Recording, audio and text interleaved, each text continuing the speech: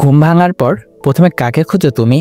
তোমার পাশের মানুষটাকে, নাকি বিছানার একপাশে রাখা সেই আলোর ঝলমলের যন্ত্রটাকে, যার স্ক্রিন জ্বলে উঠলেই তোমার দৃষ্টি আটকে যায়? তুমি জানো, প্রতিদিন সকালে তুমি প্রথমবার যার দিকে তাকাও সেটি হলো তোমার স্মার্টফোন। তোমার মা নয়, তোমার ভাই নয়, এমনকি তোমার প্রেমিকাও নয়। তুমি তাকাও এক ঠান্ডা প্লাস্টিকের স্ক্রিনের দিকে, যার পর্দা জ্বলে উঠলেই মনে হয় এই তো দুনিয়া, যাকে না শুইলে মনে হয় বাঁচা অসম্ভব। আর সারাদিন শেষে ঘুমাতে যাওয়ার আগে যাকে শেষবার দেখে তবেই চোখ বোঝো, সেটি হলো তোমার স্মার্টফোন। একবার ভাবো তো বন্ধু, তুমি কাকে ভালোবাসো বেশি, তোমার মানুষগুলোকে নাকি এই স্ক্রিনকে? এই স্মার্টফোন তোমার নীরব প্রেমিকা নয়, তোমার অদৃশ্য কারাগার। তুমি ভাবছো তুমি তাকে ব্যবহার করো, আসলে সেই তোমাকে ব্যবহার করছে। ধীরে ধীরে নিঃশব্দে তোমার মন, তোমার সময়, এমনকি তোমার চিন্তাও দখল করে নিচ্ছে। তুমি এখন আর বাস্তব জগতের বাসিন্দা নও, তুমি বাস করো এক ডিজিটাল ফাঁদের ভিতরে, যেখানে প্রতিটি ক্লিক, প্রতিটা স্ক্রল তোমার স্বাধীনতাকে গিলে খাচ্ছে। কিন্তু এই ফাঁদ বানিয়েছে কে, কেন, তোমাকে বন্দি করে কারই বা লাভ? এই ভিডিওর এক একটি অংশ এক একটি আয়না। যদি সাহস থাকে তাহলে শেষ পর্যন্ত দেখো, কারণ সত্য এতটাই ভয়ঙ্কর যে শুনলে হয়তো নিজেকেই আর চিনতে পারবে না। তো চলুন ভিডিওটি শুরু করা যাক, আর ভিডিওটির এক মুহূর্ত মিস করবেন না। একটা সময় ছিল যখন মানুষ আকাশের তারা দেখে স্বপ্ন বুনত, বইয়ের পাতায় ডুবে যেত, প্রকৃতিকে ছুঁয়ে ভাবত। কিন্তু এখন তুমি যেটা পছন্দ করো, যেটা বিশ্বাস করো, তা কি সত্যি তোমার নিজের? তুমি আজ যা পড়ো, যা দেখো, যেটা নিয়ে চিন্তা করো, তার সব কিছু নির্ভর করে তোমার স্ক্রিনের ফিডে যা এসেছে সেটির উপর। তুমি মনে করো তুমি স্বাধীন চিন্তাবিদ। দুঃখিত ভাই, তোমার চিন্তা আজ প্রোগ্রামড। কোনো এক অ্যালগোরিদম প্রতিদিন তোমার জন্য বানিয়ে রাখে একটা চিন্তার তালিকা। তুমি জানো না, বুঝো না, কিন্তু ভাবতে থাকো, আর ধীরে ধীরে হারিয়ে ফেলো তোমার নিজের কণ্ঠ। তোমার দুঃখ, তোমার আনন্দ, তোমার বিশ্বাস, সব কিছুই এখন ডেটা বেসড প্রেডিকশন।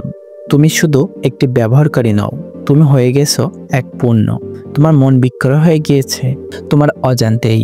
তুমি কি জানো, তোমার সোশ্যাল মিডিয়ার টাইমলাইনে যা কিছু দেখানো হচ্ছে তা তোমার পছন্দের জন্য না, বরং এটা নির্ধারণ করে একটি অদৃশ্য প্রোগ্রাম, এক একটা অ্যালগোরিদম, এক একটা কৃত্রিম বুদ্ধিমত্তা।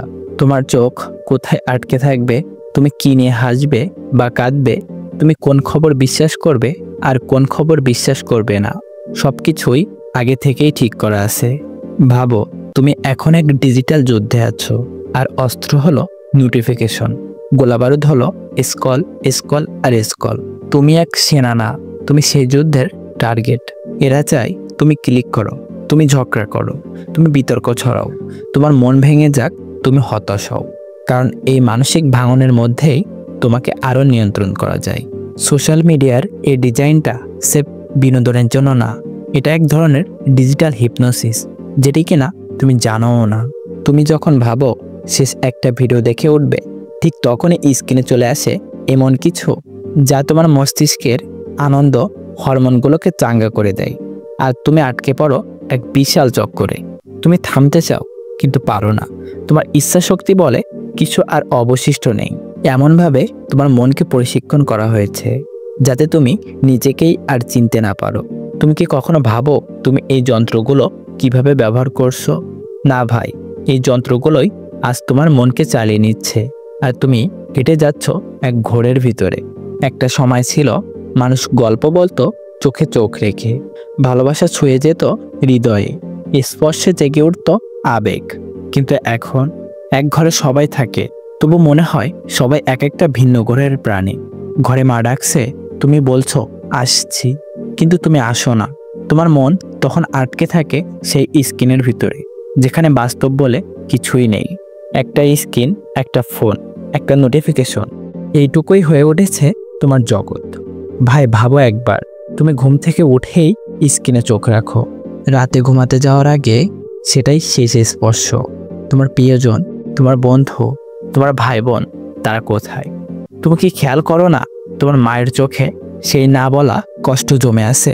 তোমার বাবার গলার স্বর আগের মতো নেই। তোমার ছোট ভাই বা বোন কথা বলতে আসে, কিন্তু তুমি ব্যস্ত থাকো স্ক্রিনে হাসতে, গেম খেলতে বা রিল দেখতে। ধীরে ধীরে একটা নীরব মৃত্যু ঘটছে সম্পর্কগুলোর, আর তুমি তা বুঝতে পারছো না। তুমি হারিয়ে ফেলছো সে বাস্তব জীবন যেখানে ছিল এই স্পর্শ, প্রেম, অনুভব। তুমি এখন বেশি অনলাইনে আসো, আর বাস্তব জীবনে তোমার উপস্থিত ধীরে ধীরে হারিয়ে যাচ্ছে। ভালোবাসা আজ ইমোজিতে বন্দি, আলাপ এখন চ্যাট বক্সে।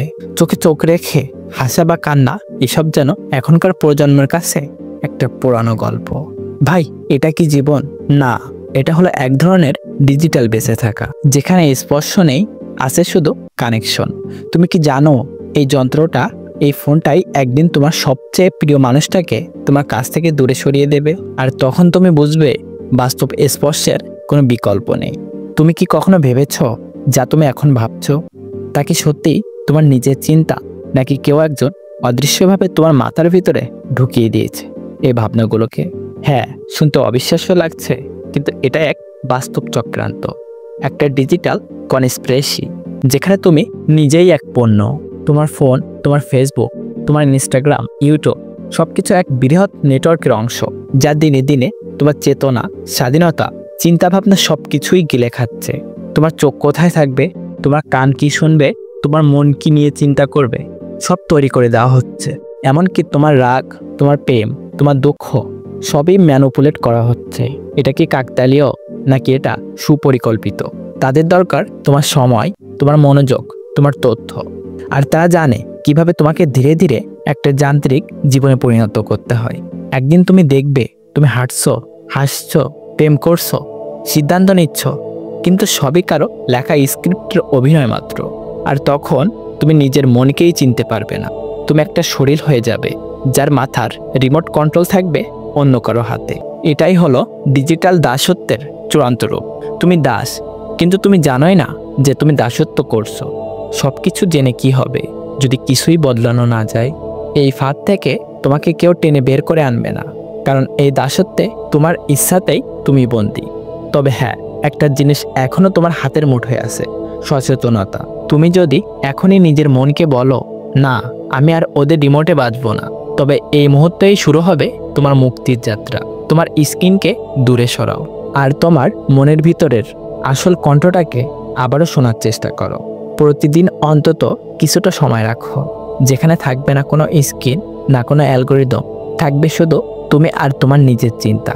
বন্ধু, মনে রেখো, একটা সময় আসবে যখন মানুষের চোখ খোলা থাকবে, তবুও তারা কিছুই দেখতে পাবে না। তাদের মন ভরা থাকবে, কিন্তু সেই মন ভরা থাকবে অন্য কারো চিন্তায়।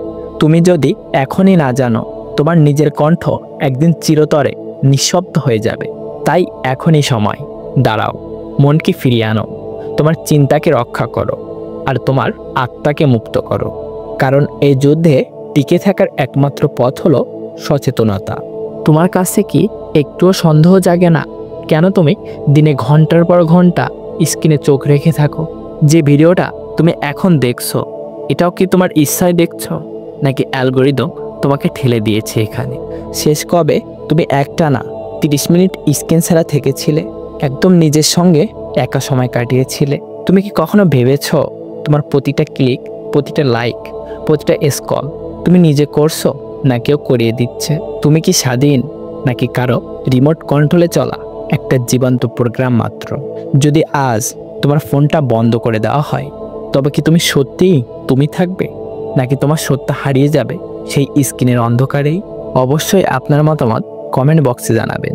ভিডিওটি ভালো লাগলে চ্যানেলটিকে সাবস্ক্রাইব করে রাখুন, আর যদি ফেসবুক পেজ থেকে দেখে থাকেন তাহলে চ্যানেলটিকে ফলো করে দিন।